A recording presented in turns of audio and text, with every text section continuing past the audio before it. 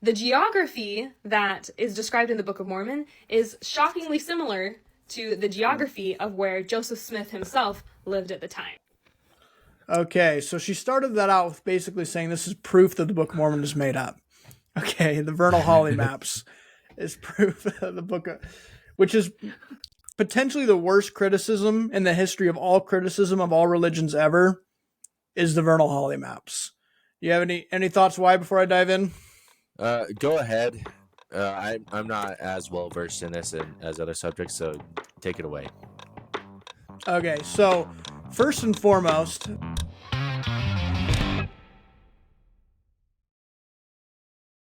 today we're going to be responding. There's a creator on TikTok who's honestly been getting like a ton of views as of lately. Like this video that we're going to be reacting to, like it's approaching 1 million views right now. A couple of her other ones have really popped off as well. I don't know as much about her because she's kind of newer in the Exmo scene, and I'm not as involved on the Exmo scene as I used to be. So, but yeah, she made a video about the Book of Mormon's place in history, and I think it'll be worth doing a response for. So, with that, might as well just get right into it. Yeah.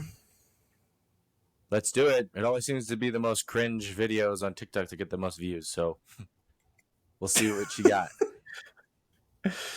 Okay, so here we go. Get it loaded up. We'll just take this topic by topic, I think. Evidence the Book of Mormon is a made-up fantasy book and not another version of the Bible. The Book of Mormon contains a ton of anachronisms. Anachronism is a confusing word for when a book has something in it that's not from the time period. So, for example, if you're reading Shakespeare and he's using an iPhone, you know that that story wasn't actually written by Shakespeare because there were no iPhones in Shakespeare's time. That's an anachronism. Some anachronisms in the Book of Mormon include the use of horses. At the time the Book of Mormon was purportedly written by these prophets, there were no horses in North America. Some apologists have said that the tapir, which is a very small animal that looks like this and could not be ridden, is the horse that the Book of Mormon is referring to. Okay. There's the first one for you. Anachronisms, very, very low level anachronism accusation towards the Book of Mormon. Horses is a weird one, I think, to go right off the gate with, because horses is now kind of debatable if it's even an anachronism. It's leaning in the direction that it really wasn't an anachronism. So I'm not really sure why that's the one to lean off with when it comes to. That's the only one she highlighted out of all of them. She just put the text on the screen for the other ones that are mentioned in the CES letter. But yeah, do you have any thoughts on that before getting into the main issue of anachronisms? It's my understanding that the date that scientists have put for like when horses went extinct in the Americas has gotten closer and closer and closer to Book of Mormon times as time has passed. Not like solid evidence, but once you look at the other evidence that you'll go over here, it just makes you think that maybe one day it'll be like definitely during the time of the Book of Mormon times. And it's also my understanding that some archaeologists at BYU, take it for what you will, have found remnants of horses, I believe in Texas, that may date to Book of Mormon times. Yeah, there's a variety of things like that. The recent one that came out, and this was a non-LDS publication, they came out with a paper that challenges the assumption of horses going extinct pre-Columbian in central Mexico, as they found horse bones, and they've done testing on I think it was the collagen of the bone, or the collagen, or the not the collagen of the bones, but the surrounding materials of the bones. And Right. those show dates into Book of Mormon times when it was previous thought that horses were extinct by that point. So that paper challenges the assumption. It's not. I don't think they were able to test the collagen because it like wasn't there, and so they tested the surrounding material around it. Yeah. Yeah, that's what I think too. It wasn't that that's what they would need to test to definitively prove it, but they tested the surrounding material. It looks pretty good, but at the end of the day, we don't have enough to definitively say horses were are not anachronistic or not, but they're trending in the right direction. The core issue with anachronisms, though, it's an issue of language. It's not really, and it's an issue of language, and it's an issue of understanding what the Book of Mormon actually is. It's not an issue of archaeology. That becomes a straw man often when we talk about anachronisms in an archaeological setting. The Book of Mormon is is translation literature, and so it's a translation from a 19th century farmer of an ancient Mesoamerican record that was written in a near extinct ancient language compiled by a prophet historian. When that's the setup for the book, of course you're going to have ambiguity in the language due to the nature of like how the text came to be. Like for example, in the Bible, it talks about how it mentions candles in the Bible, and we know that candles they're anachronistic during that time period, and instead they used lamps. But when you look at the origin of that word, it comes from the translators using the word that they were familiar with. Right. So it doesn't say that the Bible's not true. It's just that's just how translation literature work. That's how it works. So that's what the Book of Mormon is, translation literature. So you should expect things that are out of their time and place all throughout the Book of Mormon, because it is a 19th century farmer using his limited context and vocabulary to translate this book. And then on top of that, there's also things like loan shifting that could be into play. I don't know how much that would affect the Book of Mormon, but could be an effect, like how like the Greeks came across the hippo, they called it a water horse. Aztecs called horses deer. Maya called horses tapirs. And so like my thing is like, if the Greeks, Aztec, and Maya are allowed to do it, but the Nephites aren't, that's just cognitive dissonance. That's like you can make fun of the tapirs all day long, but the fact is other civilizations throughout the all history of time have done things like that, labeling animals by terms that they're familiar with. It shouldn't be a problem when Nephi's family does it. Like, but no, Bridger, like if it says horse, then it has to mean the 20th century version of horse within our Western context. It has to mean that. It's the only thing it can mean. Yeah, it has to. It's, I guess that's the that's the thing. It's I don't know. And it's like another example is like a sword and a malaquittal. Joseph has no idea what a malaquittal is. So when he's translating the word sword, he's not going to translate it as malaquittal. He's going to translate it as sword. Which a malaquittal, that was a weapon that Aztecs and the Maya used in their wars. It was a club sword-like weapon they used. And so, yeah, when you're dealing with translation literature, you need to approach it as translation literature and understand it, and that will help you engage the text. When like critics point out things that are like materially anachronistic, I'm like, duh, it's translation literature. Of course, there's going to be anachronisms throughout the text. That's a given. That's just what the Book of Mormon is. Well, another thing I ran into with a specific one, like pigs or swine, it mentions it a few times in the Book of Mormon. Like when Jesus comes and he gives a Sermon on the Mount, it says, "Don't cast your pearls before swine." I encountered this one girl who was like swine didn't exist in the Americas at that time, and I pointed her to the javelina or the peccary. You know what those are, right? Yeah, the peccary that's the common one. Yeah. So I'm from Arizona. I grew up with those things. They look exactly like pigs. According to scientists, they aren't like part of the same evolutionary family. And this girl that I was debating on Facebook, she pointed that out, and I'm just like, think about what you're saying. Where does the word family come from in this context? It comes from Carl Linné, like how he tried to classify different animals into different families, genus, species. That classification, that taxonomic system didn't exist in the ancient Americas during that time.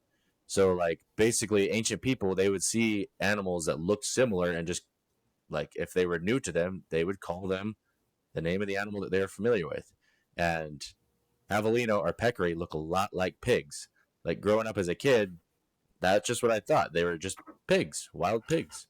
It wasn't until I found out later that scientists don't consider them to be part of the same family that I'm like, oh, okay, they're not pigs. But they look exactly like pigs. And that's how ancient people worked.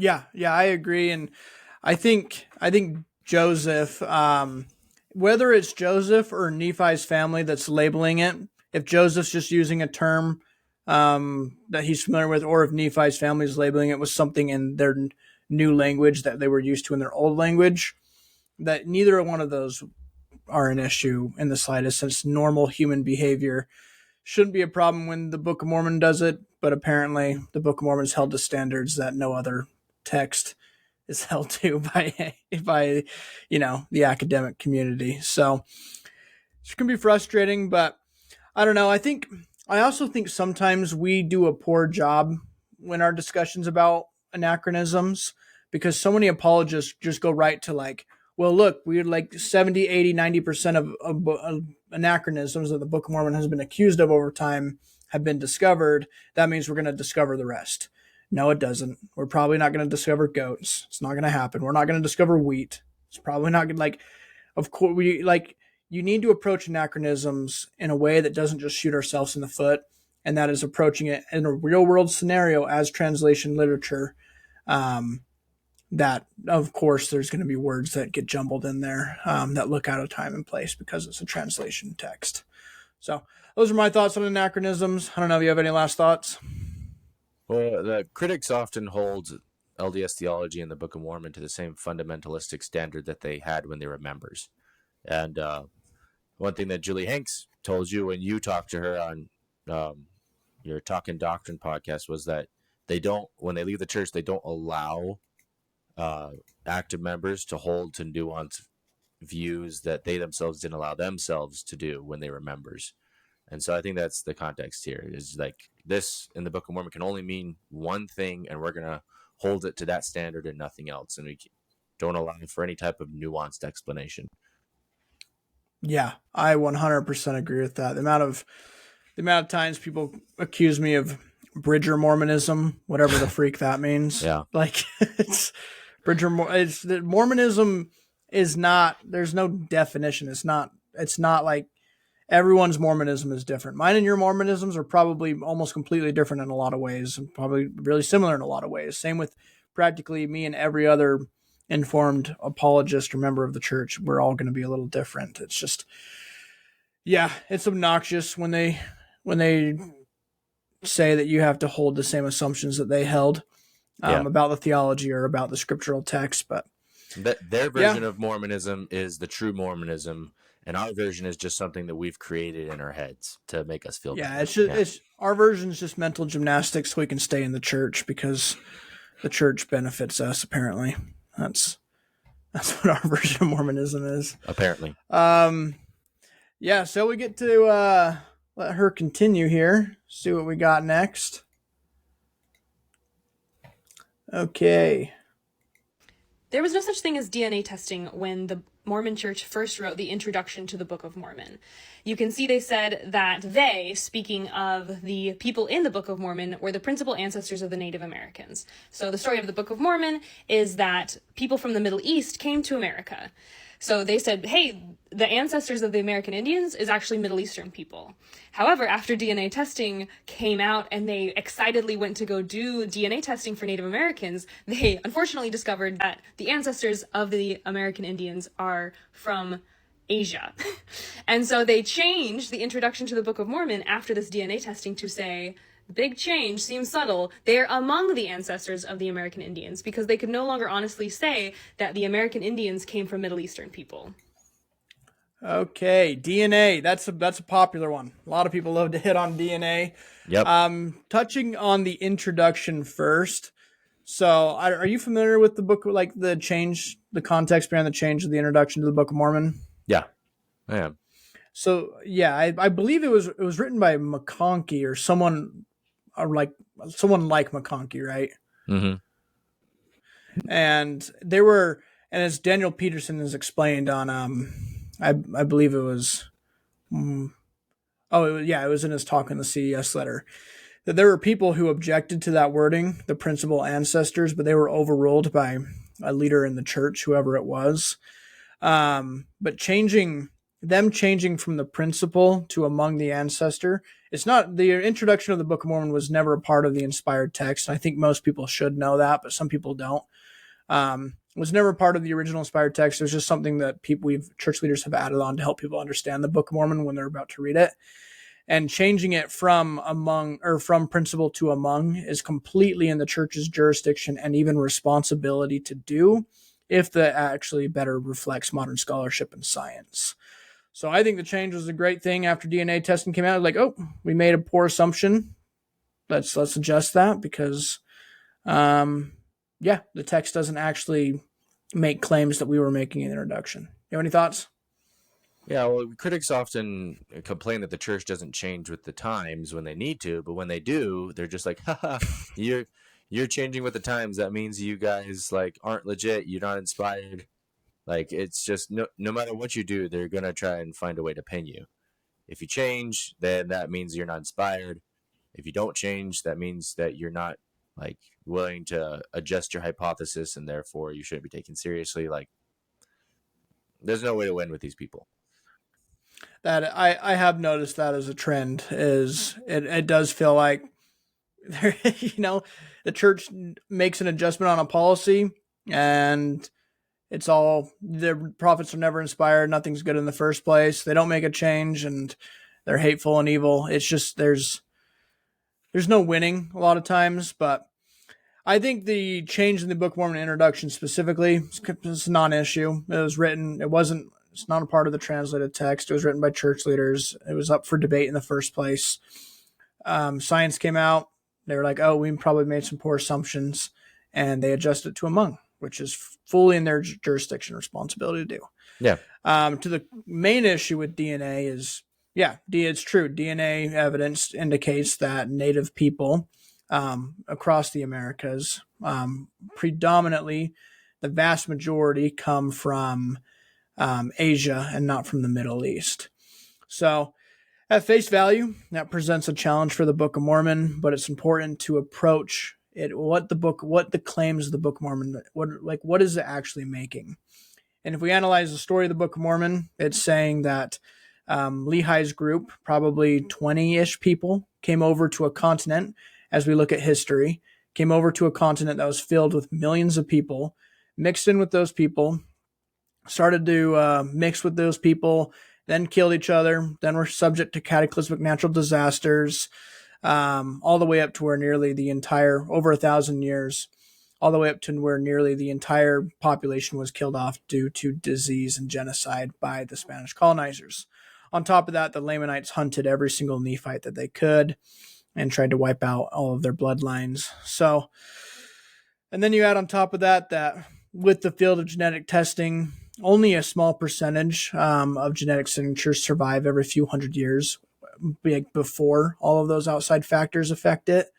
With like the different DNA tests, Y chromosome, mitochondrial DNA, autosomal DNA, like you're losing, like, you're only, after about 10 generations, you're only holding about 1 to 12% of DNA remaining, because just gene frequencies just tend to disappear over time. That's just normal genetic science. So when I consider all of those factors together, the state of genetic science, as well as what the Book of Mormon actually says, of course, we're not going to find raw evidence for Lehi's genetic background, that we don't even know what Lehi's genetic background is in the first place. But of course, we're not going to find it due to all of those factors. We're not going to find a small group that came here 1,700 years ago.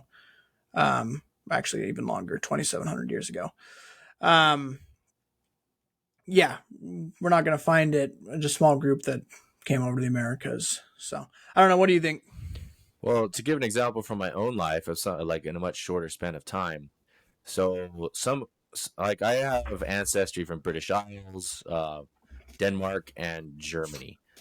I know this because I've looked at my ancestral records. However, when I took a DNA test on Ancestry, there's 0 German that shows up. But I know that I have ancestors that came from Germany and settled in the U.S. because I know the history. That's an example of genetic drift. Like eventually, if after a while, the DNA signature will eventually just disappear.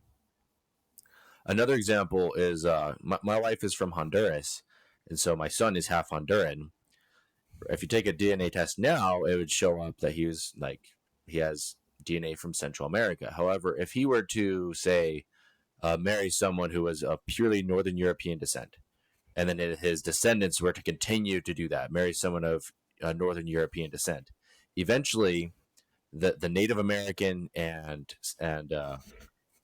like Central American DNA that shows up in him and his descendants will disappear. Even though he has that ancestry, it won't show up in their DNA. With enough time that passes and enough intermarrying with people of different ethnicities, it's just not going to be there anymore. And so that's a concept of genetic drift that the church has a great gospel topic essay on this, where it goes over the different factors at play that could make it to where Lehi's DNA would not show up. Yeah. Yeah, that's absolutely. And like, this isn't just like some like convenient excuse for the Book of Mormon. We can do this with other groups: Philistines in Ashkelon, Vikings in North America, Icelandic ancestors, Africans in Roman Britain. All have this same issue. We can show that they existed in history. We know for certain they existed in history, but we cannot locate their DNA due to the same issues that like you just discussed and a little bit of the same issues that I just discussed. And then when we apply that to the Book of Mormon, the Book of Mormon is subjected to all of those issues: genetic drift, population bottlenecks, and the founder's effect, all at really dramatic levels. So, yeah, I just don't. DNA, like, people think it's just this, like, ace to challenge the Book of Mormon. It really doesn't present. The DNA becomes an issue if we mistakenly assume, as many church leaders have in the past, that the Book of Mormon people were the only or majority of the people on the continent. They just weren't. It's clear by any study of like American history that there were millions, tens of millions of people on this continent, and Lehi's family would have just mixed right in and then immediately start killing each other. Of course, their genetic legacy isn't going to survive that long, especially 2,700 years. So, yeah, those some of my thoughts. I know they're probably out of rant about Heartland DNA. You follow Heartland DNA ever? Yeah, and what's the Italian geneticist? Remember the church? I forgot his name. Is it Hugo Prigo? You mean? Yeah, Hugo Prigo. Yeah, like Yeah. when he went on to Mormonism Murph. with the Murph, he just completely shredded the Heartland DNA. He said that the haplogroup that they like to point to shows up in all sorts of different groups, that it doesn't really do anything to prove or disprove their theory. They're just grabbing onto something that without really understanding the implications of it. Yeah, and the Rod Meldrum's DNA thing is like, it's clear that the DNA is 20,000 years ago. Bering Strait DNA, like this was like, it's not related to the Book of Mormon. This predates the Book of Mormon by thousands of years. Mm-hmm. And I follow a little bit. I follow some of their accounts, even though it makes me want to bang my head against the wall sometimes. But I saw them just the other day. They made a post about DNA, and their thing to like resolve the timeline issue, which is a very serious issue. It's destroys their whole argument. Is like, well, the Earth is young, so obviously timelines are mixed up. They basically say it is a fact that Native Americans contain Middle Eastern DNA. What's not a fact is that the Earth is billions of years old and we evolved from monkeys and whatever. And I'm just like, they're like, those are theories. We just want to rest in the facts. And I'm like, it is a fact that the Earth is billions of years old. I don't care what you say. It is a fact. It's not even up for debate. So they just incorporate more pseudoscience to support their pseudoscience. Like, that's insane. That's their rebuttal. If you point out the issue with the timeline, they're like, well, the Earth is young, so therefore the timelines are mixed up. It's like, that's not how it works. And no, the Earth is not. I can go on. I need to do a whole podcast on just young Earth creationism, because I hate young Earth creationism with a passion burning in my soul. Like, if someone, and this is going to be kind of rude, but if I see someone that's actually studied like the science of young Earth and old Earth, and they still believe in a young Earth, I basically feel like I can take every single opinion that they have and toss it in the garbage. Like Well, that's where I'm at with young Earth creationism. do you know Michael Jones from Inspiring Philosophy? You know of Yeah, him? I follow him. Yeah. Yeah, so like he does a good job. Like you can debunk young Earth creationism and anti-evolution stuff from a scientific point of view, but he does a good job of doing it from a theological standpoint, how showing that the Bible and Christianity doesn't necessitate that you believe in a young Earth. That even many of the ancient ancient Christians didn't believe in a young Earth simply for theological reasons, and that's a great way to reach these people because they see the Bible and Christian tradition is very authoritative, and so it's a great way to convince them of the error of their ways. He's made some good videos on this and done some debates with young Earth creationists that I'd recommend people check out. Yeah. I think, yeah, I don't blame people who've never researched it. They can believe whatever they want. But when people have spent time investigating the issue and they come out still believing in young Earth, it's, yeah, I think it's a little bit of loony land you're living in. Last thing on DNA probably is to touch on is another thing that, like, yeah, the things that make DNA an issue is if the Book of Mormon people were the only majority, which we can show in the text, and just basically analyzing history that they weren't. The population growth rates in the text, there's hints of them. There's like little like sentence hints of other cultures, but it's an ethnocentric text, so of course it's not going to dive into other cultures in detail. But then also like how wide of an area they encompassed. And this is where there's a lot of debate because if they encompassed like let's say all of Mexico leaking into the United States, then DNA evidence might be an issue. But if we're talking the roughly size of Wyoming, which is what scholars estimate the Book of Mormon geographical setting to be, then it wouldn't be an issue. According to some of the best genetic scientists on Earth who've investigated this, like Ugo Prego. So that's what the debate about DNA doesn't actually, it comes down to what the text is saying, and in negotiating with the text on if it describes an empty continent or if it describes them populating an entire continent versus them populating a filled continent and only engaging in a limited area. And I think the evidence holistically is that they entered a very, very full continent and only hung out in an area the size of Wyoming. So that's DNA for me. Yeah, and a lot of the problems arise not from the actual science, but from critics like demanding that the text can only mean one thing, and it has to be their very fundamentalistic interpretation of the Book of Mormon. That's not just the case with DNA, but it's also the case with like John Lundwall's criticism that the text can only mean one thing when it comes to like orality and language and written language in the Book of Mormon. No need to do a deep dive in that, but that's just a common theme I've seen with critics. Yeah. No, it's same thing with anachronisms. It just comes down to like they basically you have to approach the text the same way McConkie did it, and if you're any different than McConkie, then like you're just mental gymnastics making your own version of Mormonism, and that's just silly. A lot of these people grew up during the days of McConkie Mormonism, so traditionalism is where it comes from. So let's let her keep going. I think she's got a couple more points she wants to get across. The Book of Mormon has so many battles. Most of the Book of Mormon is about battles between these warring tribes. One of these battles was supposed to be in Cumorah, which is geographically anchored to where Joseph Smith found the gold plates. That's basically one of the people who was involved in this war wrote this record and then stored the plates where the war happened. What Joseph Smith maybe didn't think about is that with modern day archaeology, you should be able to find spears, armor, swords, shields. All of these things are going to leave a mark. There's so much evidence of the Native Americans living on this continent for thousands of years, but there is no archaeological proof to back up any of the wars, any of the people, any of the events described in the Book of Mormon. Okay. All right. There's a lot there to unpack, I think. You have any initial thoughts before diving in? A few thoughts. So, like, if she's arguing that there's no evidence that wars took place in, like, just in general, wars took place in the ancient Americas, then I have a bridge to sell her. Like, we have definitely have evidence that in general wars took place.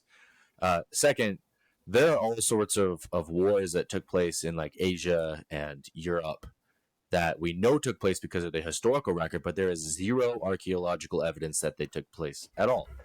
Like one thing that Daniel Peterson brought up when he was on Mormonism with the Murph, and this also plays into the horses issue as well, is that the Mongolians were like they were a horse people. They used horses a lot, and they had one of the largest empires in world history.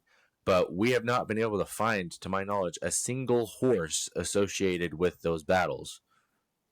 Even though we know that there were probably like hundreds of thousands of them marching around, taking over all sorts of countries, but we haven't found any evidence that these battles even took place. No weapons, no horses, nothing. Yeah. Yeah, and I think well, like the main thing is like the Hill Cumorah is it's not in New York. It's not. I don't care. I don't know who I need to break that news to, but it's not. It's not there. The text describes, the Book of Mormon describes Mormon having a underground library that was named that was named Cumorah in the Book of Mormon. But then after he's done with using it in his underground library and putting all of those stories abridged into the golden plates, he gives those golden plates to Moroni, who then travels for like 30 odd years and ends up probably in New York and buries the plates there. And it makes no sense. I don't understand Heartland. I don't understand critics to the assumptions they're making. Why would Moroni hang around the danger, which would be the original Hill Cumorah, which is where the Lamanites were trying to destroy everybody, hang around there just to bury him in the same hill? No, he would travel, and he would travel very far. And so he would probably travel north. And so if you think of that long, like 30 years, he's going to end up somewhere way up north. New York makes perfect sense. Buries the hill there, buries the place there. So of course we're not, when we go and dig at the hill in New York, which we have dug there, and there's nothing there to find. Sorry, there's just nothing there. Sorry, Rod Meldrum and Wayne May. There's nothing there for you. We're not going to find any evidence of battles because the battles didn't take place in the New York Hill. And the Saints started calling the hill in New York Hill Cumorah based on their misunderstanding of the text. None of the revelations, original revelations given to Joseph Smith, outside of like 15 years later in the Doctrine and Covenants, when Joseph had already been culturally calling it the Hill Cumorah, which is to be expected if he's culturally calling it that. But like none of Moroni's original message or anything like that call it the Hill Cumorah. That's just a name the Saints gave it that later just became standard cultural name for the hill. But if you actually analyze the text of the Book of Mormon, the Hill Cumorah is not in New York. It is very far away, probably in Mesoamerica, Central America somewhere. So that her whole point rests on the Hill Cumorah being in New York, and it's not. It's demonstrably not. So when it comes to archaeological evidence, there's an abundance of archaeological evidence for the Book of Mormon as well. When you place the text in the Old World specifically, we can talk all day about the NHM altars, Bountiful, Shazer, Valley of Lemuel, and how those correspond and converge near perfectly with Old World geography that Joseph would have no chance of knowing anything about. And it's like, yeah, no critic's ever been able to stillman that argument and provide a counter. Not even close. not even close. NHM is not just a tribe; it's a place. It's a place, not a tribe. This is sorry, this Julia. Has been proved very well by Neil Rapley in his latest paper published in BYU Studies. No need to appeal to that Andrew character whose only claim to authority was that he visited the Arabian Peninsula and knows Arabic. Yeah, and like when we're talking about archaeological, like what would I feel like I want to ask critics sometimes when we're talking about the New World archaeology and Mesoamerica specifically, which is a position I take and most credible people would take, is like what would archaeological proof look like? And it's like a lot of times like almost looking for like a Zarahemla over that way, Nephi was here pot. That's not how it works. Like we don't even know the vast majority of names of cities and civilizations that existed in Mesoamerica. How exactly are we going to know if something is a Nephite, a Maya, an Olmec, Jaredite? Like, how are we going to be able to classify the difference? It's like, I remember Brant Gardner bringing up, it's like, go and dig up some houses in 300 years and tell the difference between a Mormon and a Baptist pot that you discovered. Like, in there. Like, it's like, we're not going to be able to like determine those things. It doesn't work like that, especially because Lehi's culture was probably like within 10 to 50 years was completely overtaken by Mesoamerican culture, that the Nephites would almost be indistinguishable from basic Mesoamericans, just that they had a religion. But then when you look at like that, we have almost no surviving texts from Mesoamerica because Spanish colonizers, acidic soil and everything. Then like we've only excavated 1% of sites, and only like a very small fraction of those overlap with potential Book of Mormon times. I don't. Yeah, and then despite all of those issues, we can still find like ways the Book of Mormon really corresponds and converges with Mesoamerica, like the Teotihuacan situation where Teotihuacan invades from the north and destroys all the interfering civilizations on the way to Tikal, and how that perfectly lines up with the destruction of the Nephites. Like archaeology it's not an issue at all. It's a positive evidence for the church. If anything, it doesn't present an issue.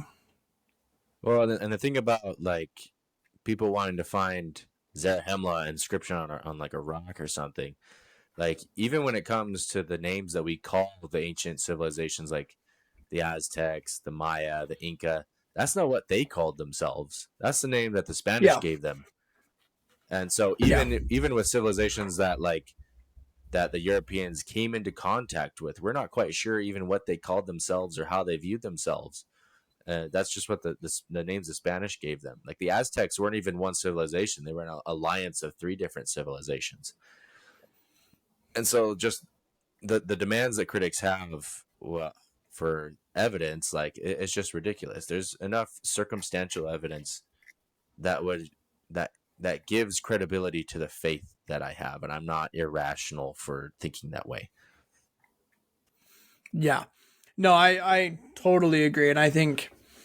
Yeah, the Brant Gardner's book, if anyone wants the most serious engagement with Book of Mormon and archaeology in Mesoamerica, this is Traditions of Our Fathers, the Book of Mormon is History. This is definitely what I understand is the most serious engagement as of right now. John Sorensen also has good books, but they're a little dated now. I think Brant's that's the best route to go in the current moment. So yeah, for Evidence Central has like 50 articles highlighting parallels between the Book of Mormon and Mesoamerica. A lot of good resources. Next year, once we start the Book of Mormon for Come Follow Me, I'm going to buy Brant Gardner's 3-volume annotated Book of Mormon, and that's what I'm going to use for my studies. Yeah, that'll be a good time. I don't think I could ever get through it, but for those who can, absolutely go for it. You'll be a freaking scholar by the end of that. Yeah, we'll see how it goes. All right, well, good. Well, do you have anything else to add in archaeology, or shall we move to the next step? We can move on.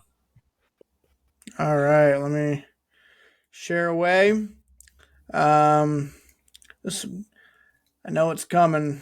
You can see it there. It's going to make me cringe a little bit, Vernal Holly, but let's let it go.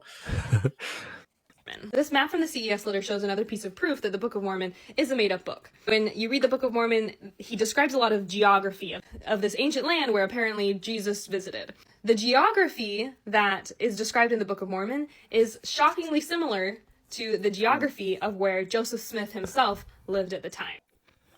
Okay, so she started that out with basically saying this is proof that the Book of Mormon is made up. Okay, the Vernal Holly maps is proof of the book, which is potentially the worst criticism in the history of all criticism of all religions ever. is the vernal Holly maps. Do you have any thoughts why before I dive in? Go ahead. I'm not as well versed in this and as other subjects, so take it away. Okay, so first and foremost, the original, like the maps that she showed, the comparison maps, okay, are completely wrong. It has like Jacob Ugoth on the like it's down south, and the Book of Mormon describes it all the way up here, and like that doesn't make any sense. Same with Morianton, Rama. Morianton should be on the eastern shore. Lehi Nephi should be on the western side. Shur should be down farther. And then it has Rama as separate from the Hill Cumorah, where in the Book of Mormon they're the same. So those little like comparison maps they're completely wrong. They're not even close to right. I don't know what the guy was thinking when he was making them. And then on top of that, like the CS letter, and she doesn't dive into it there, but it lists like city in the book of like Alma in the Book of Mormon, and Alma, New York, and blah, city and city. Like 50% of the ones that he lists did not exist prior to the Book of Mormon being published. They weren't around. They weren't on any maps. They didn't exist. And then like the rest of them have overlapping names with the Bible, or they're like 300 to 400 miles away. Like an example of one is Noah Lake in Michigan. He lists Noah Lake in Michigan, and it's parallel to Noah in the Book of Mormon. Noah Lake in Michigan is a tiny baby lake 400 miles away from Palmyra that was never listed on any single maps, and it's one of thousands, tens of thousands of lakes upwards by Michigan. And it wasn't even named before. Like, it's like, what kind of argument is this like even trying to make right here?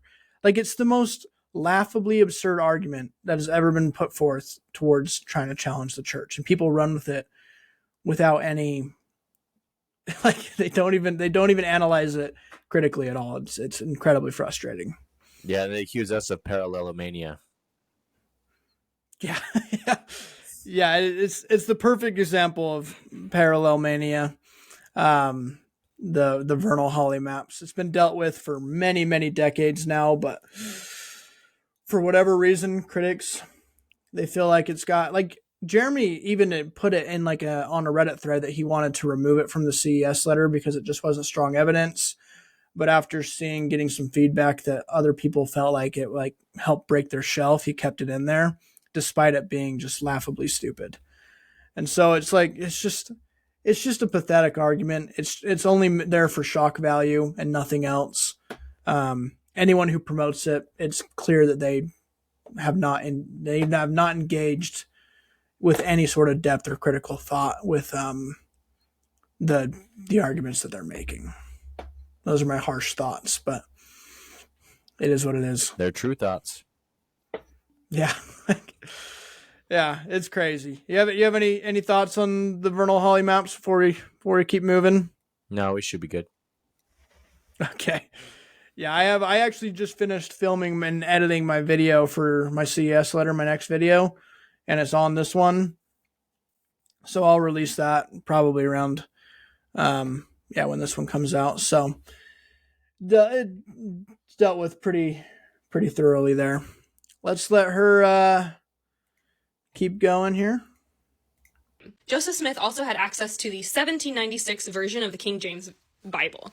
He said that the Book of Mormon was its own book, its own record. All the errors in that version of the Bible wound up in the Book of Mormon. So why, if this is a completely separate record of the gold plates that he's finding and translating from scratch, do we find the same errors that existed in the Bible he had access to and in the Book of Mormon? It's almost like rather than it being its own historic record directly from the gold plates, Joseph Smith just looked at the Bible and copied word for word words from the Bible.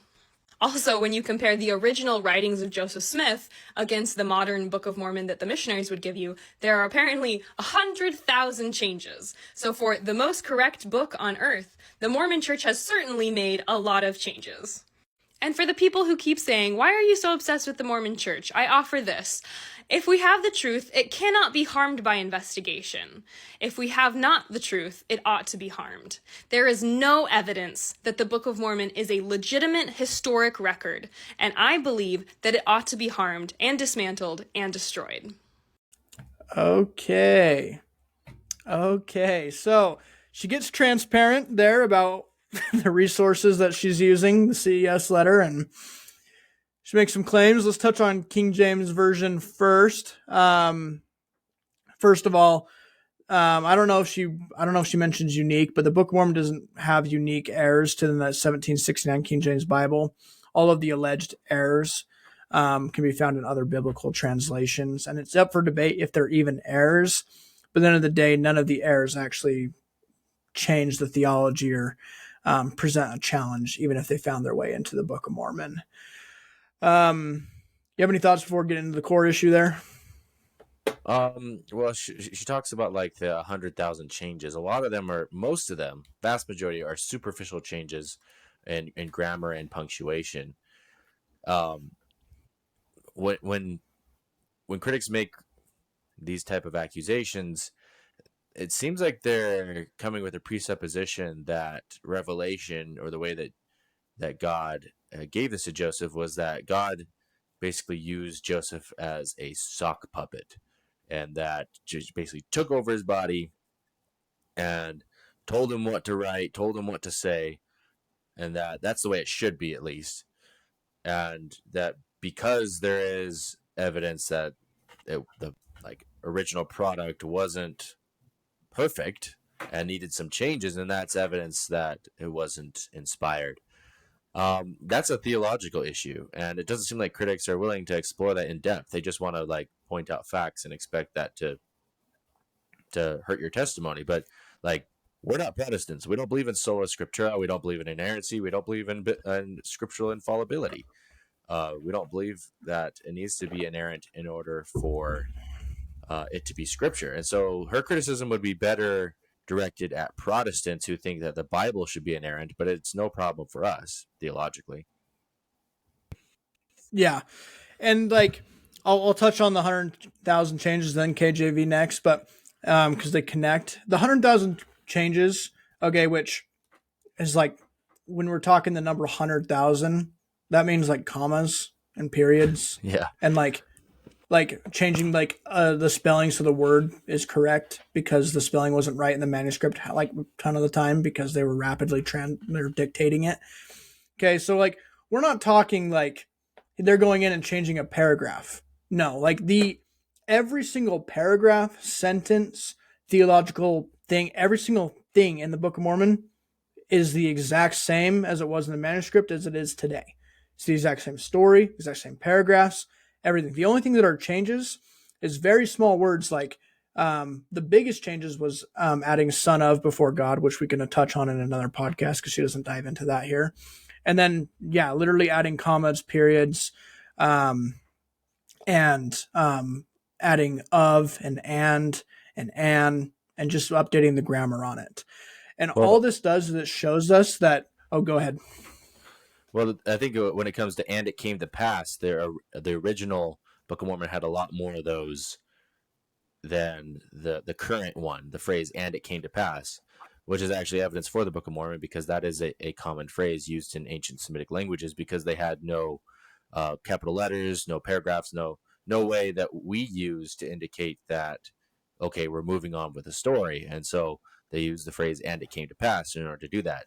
So the fact that the original Book of Mormon had that a ton, it was later removed to be more compatible with a Western audience, so that it's not being so repetitive. That's not a change that hurts the Book of Mormon. There's also example of the straight and narrow path in First Nephi. Oliver, he translated it as straight as an STAIGHT, when later on Joseph was no, I meant straight as in STRAIT, which means something completely different. He's no, I meant this. And so those were some changes. And it's also when it comes to punctuation, Joseph and Oliver, they weren't the ones that put the punctuation in there. They just gave the manuscript to the printer, and then they were the ones that put the punctuation. And so they made changes to that later on because they wanted to make it more to their liking. Yeah. And all this tells us, all this verifies to us is that Joseph was given the gift of translation So he wasn't a reader. He wasn't just reading off what and spelling every single word exactly, despite the fundamentalist assumptions, traditionalist assumptions. Traditionalist is a better word. Traditional assumptions that some of us want to make. No, Joseph was a translator, meaning that he was involved in the translation of the text. His mind, his context, his language, his expectations. The fact that he was willing to go back and make some adjustments to the grammar and everything tells us that perfectly, is that he saw himself as a translator. He wasn't just like this reader sock puppet, like you mentioned. And so that plays into KJV perfectly, because if Joseph is a translator, he was given the gift of translating, meaning that Joseph is the one translating, not God, not an angel doing it for him, that he's the one translating, and he's not just reading it, he's translating it. Then we should expect his Bible translation, his scriptural dialect, his expectations, his vocabulary, all of those things should come into the text. Just as we touched on with anachronisms and everything else, if Joseph is a translator, we should expect that vocabulary, expectation, by biblical translation, all of that to go right into the Book of Mormon. And so when people ask, like, why is there KJV in the Book of Mormon? Because that is the Bible that Joseph understood and grew up reading, and that's what he expected to show up in the Book of Mormon, because he is the translator. And the very changes that she mentions right after that in the video is evidence that he's the translator and not just some sock puppet reader. Yeah, and Brigham Young, he said once that if an angel were to rewrite the Book of Mormon, that it would be very different than the Book of Mormon we have today. Like an angel that was perfect, had perfect knowledge, wasn't an imperfect human. If they were to rewrite the Book of Mormon, it'd be very different than what we have today. Same with the Bible. Michael Ash, he has a great, very long book where his theory is that God and prophets are basically like the co-writers or co-authors of Scripture. They work together.